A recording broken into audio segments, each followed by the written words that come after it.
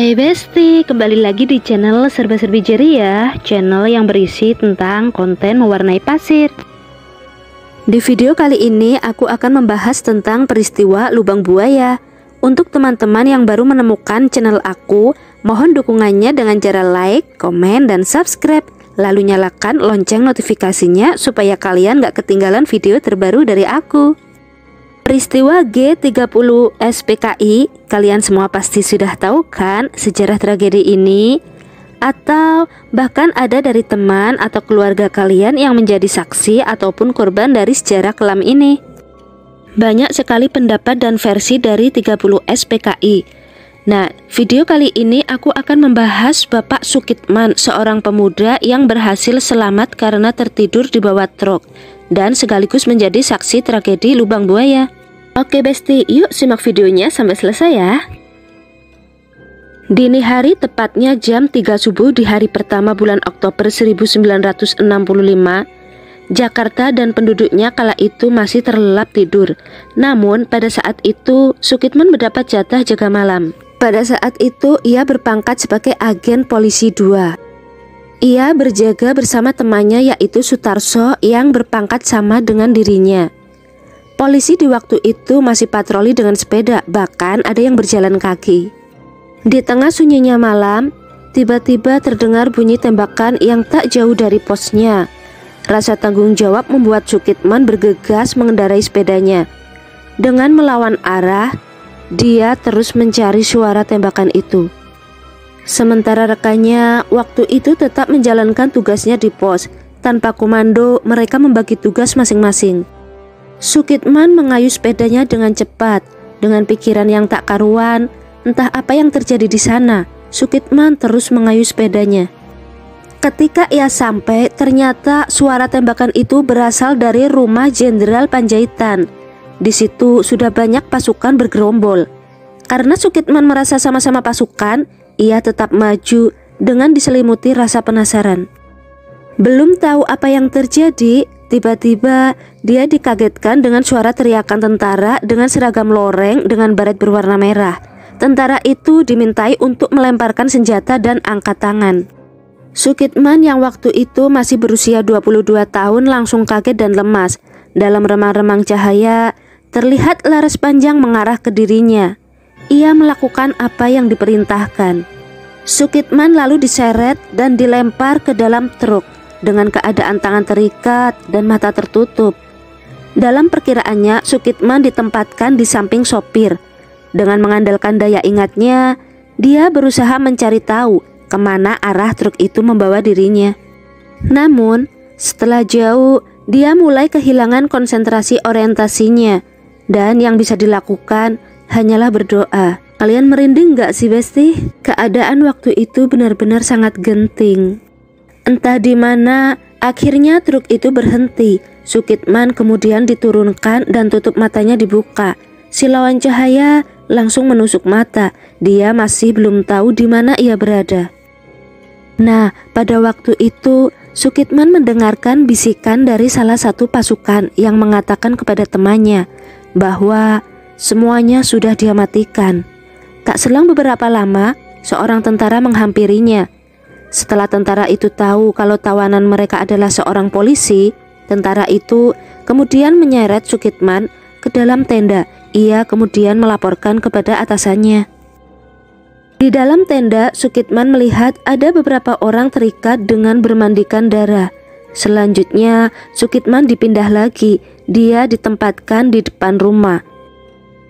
Begitu hari terang, dengan jarak 10 meter, Sukitman melihat ada sekelompok orang yang mengurung seseorang di dalam sumur. Mereka berteriak, "Ganyang Kabir, Ganyang Kabir." Mereka lalu memasukkan tubuh manusia ke dalam sumur dan lanjut disusuli dengan berondongan peluru. Ada sandera juga yang dibuka tutup matanya, lalu dia disuruh menandatangani sesuatu, tapi dia menolak. Orang itu kembali diikat dan matanya ditutup. Kemudian dia diseret lalu dilempar ke dalam sumur tersebut. Dia dikelilingi orang yang haus darah. Dia dilempar dengan kepala di bawah.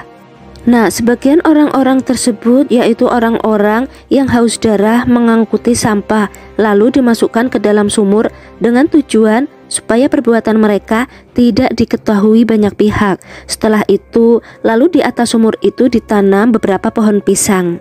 Sukitman benar-benar paham siapa saja orang-orang yang terlibat dalam pembunuhan tersebut. Peristiwa tak manusiawi yang merenggut 7 pahlawan revolusi. Nah, diceritakan komplotan tersebut sudah menguasai pusat radio yang ada.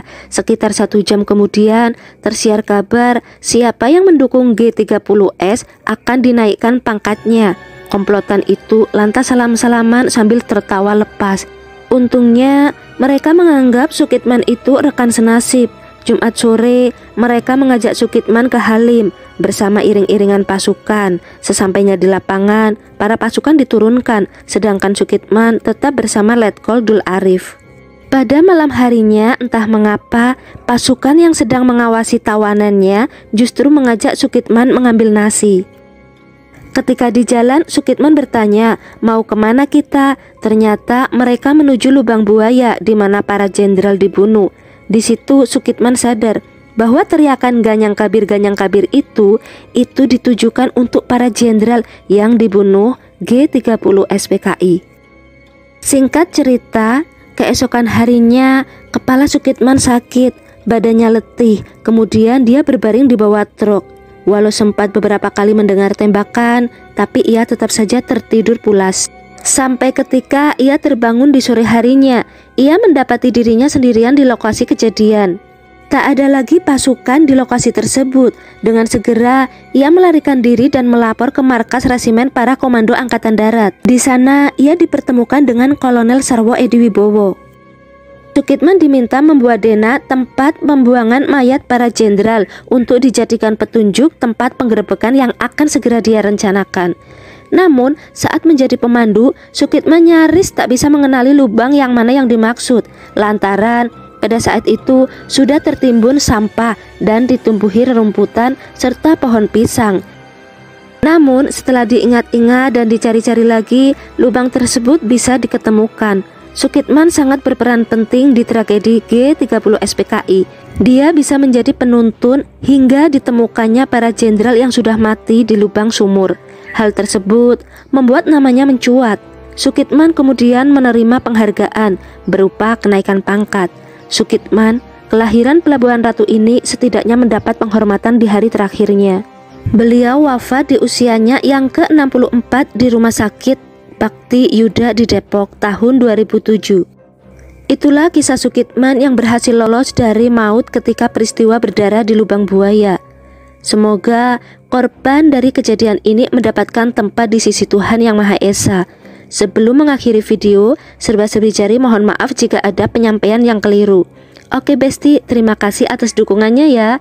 Jangan lupa untuk kalian yang baru menemukan channel serba-serbi jari, dukung selalu channelnya dengan cara like, komen, dan subscribe. Lalu nyalakan lonceng notifikasinya supaya kalian gak ketinggalan video terbaru dari aku. Oke Besti, dadah.